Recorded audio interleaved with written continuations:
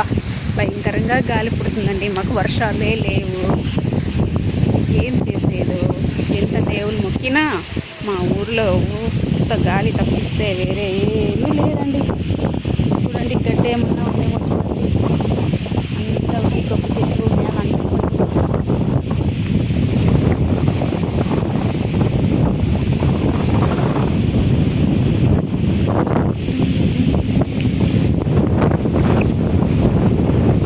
మా ఆవులకైతే ఈ చెట్టు కింద దూరిపోతూనే పోయినట్టు చూడండి. ఇంకొక చెట్టు ఉంది కదా, అక్కడ అంతే. ఆ చెట్టు కింద పోతేనే